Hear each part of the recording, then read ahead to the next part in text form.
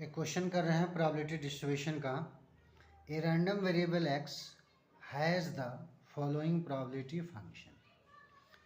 Random variable value of x दे रखा है 0 1 2 3 4 5 6 7। ये रैंडम वेरिएबल की वैल्यू है और यहाँ इनकी प्रोबेबिलिटी दे रखी है 0 की 0, 1 की k, 2 की 2k। इस तरीके से ये प्रोबेबिलिटी यहाँ तक दे रखी है।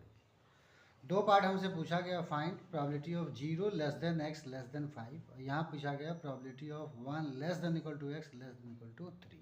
ये दो पार्ट का क्वेश्चन पूछा गया।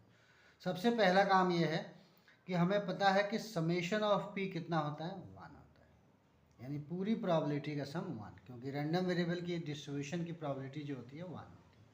तो 0 यहाँ है, उसके बाद k है, फिर 2k है, फिर 3k है, फिर k स्क्वायर, फिर 2k स्क्वायर, और यहाँ 7k स्क्वायर और प्लस k इक्वल टू कितना हो गया, 1 हो गया।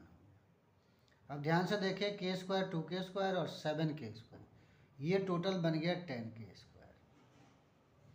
k और 2k 3k और 3k 6k, 6k और 1k 7k, और एक 2k यहाँ छूट गया है तो यहाँ और ऐड कर देता हूँ 2k यहाँ पर, तो ये हो जाएगा 9k बन रहा है, टोटल 9k बन रहा है। और 1 इधर है तो लेफ्ट में आएगा तो कितना हो जाएगा, -1 इक्वल टू 0। यहाँ से फैक्टराइज करेंगे तो ये बन जाएगा 10k square plus 10k minus k minus 1 equal to 0।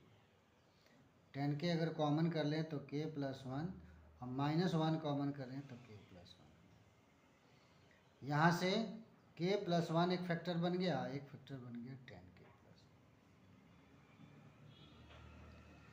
अब 0 करेंगे तो k इक्वल टू एक -1 आएगा और एक k इक्वल टू एक, यहाँ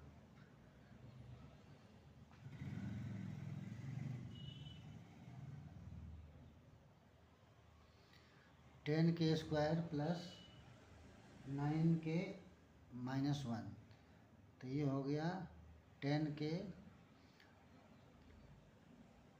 माइनस k माइनस 1 हो गया। 10k कॉमन किया यहाँ पे तो k प्लस 1 हो जाएगा, -1 कॉमन करेंगे तो k प्लस 1, तो 10k माइनस 1 हुआ ये।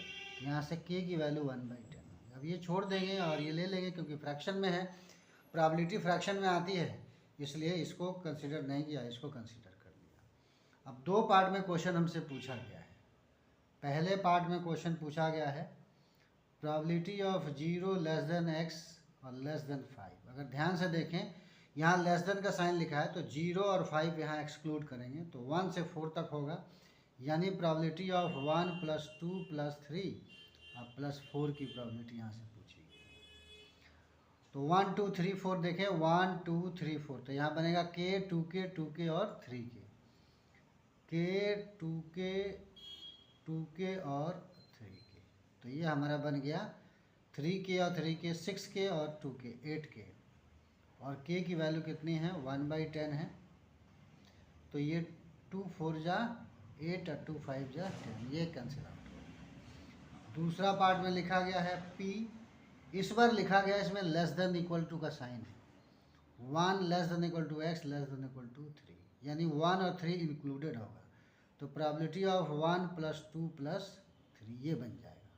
अब यहाँ से देखें, 1 2 3 की प्रोबेबिलिटी k 2k और 2k लिखा हुआ है, तो k प्लस 2k और प्लस 2k, तो ये बन गया 5k, तो ये हो गया 5k की वैल्यू 1/10 निकाल चुके हैं, तो कितना कैंसिल हो गया, कैंसिल आउट होकर के ये 1/2 हो गया। इस तरीके से जब कभी भी कोई रैंडम वेरिएबल दे रखा है और प्रोबेबिलिटी किसी वेरिएबल के फॉर्म में है, तो इन सारी प्रोबेबिलिटी का सम कितना होता है, 1 होता है। इससे जो अननोन क्वांटिटीज के है वो निकल जाएगा।